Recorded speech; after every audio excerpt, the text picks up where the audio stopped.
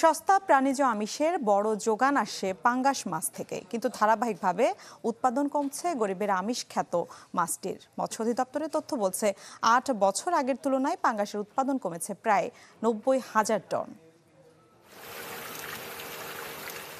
২০০ শতক পুকুরে পাঙ্গাস মাছ চাষ করছেন কিশোরগঞ্জের সদরের মৎস্য খামারি সুমন।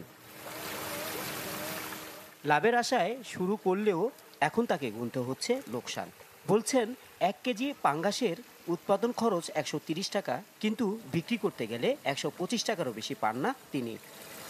প্রায় ২ থেকে ৩ লাখ টাকার মতো লস হয়েছে, সেটা অনলি ফিডের উপরে নির্ভরশীল ছিল।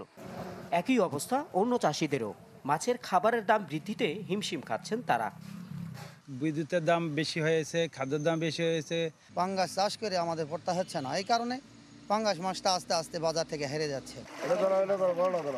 মৎস্য অধিদপ্তরের তথ্য বলছে ২০১৬-১৭ অর্থ বছরে পাঙ্গাসের উৎপাদন ছিল ৫ লাখ টনেরও বেশি।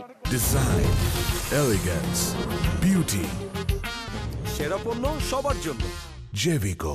তারপর থেকেই ধারাবাহিকভাবে কমতে শুরু করে পাঙ্গাসের উৎপাদন। ২২-২৩ ও ২৩-২৪ অর্থ বছরে কিছুটা বাড়লেও তা ৮ বছর আগের তুলনায় প্রায় ৯০,০০০ টন কম। মৎস্য কর্মকর্তারা বলছেন লাভ বেশি হয় এমন মাছ চাষে ঝুঁকছেন খামারিরা। পাবদা, গুলশা, ট্যাংরা এগুলো একটু তুলনামূলকভাবে দাম বেশি, তো এই ক্ষেত্রে ব্যবসায়ীরা সাধারণত যেখানে লাভ বেশি হয় সেদিকেই ঝুঁকে পড়ে। কিন্তু পাশাপাশি আমাদের গরিবের পাঙ্গাস সেটা কিন্তু রাখতে হবে। খাবারের দাম বেশি হওয়ায় পাঙ্গাস চাষ কঠিন হয়ে যাচ্ছে খামারিদের জন্য। তাই উৎপাদন ঠিক রাখতে গবেষণার উপর জোর দেন এই মৎস্য বিশেষজ্ঞ।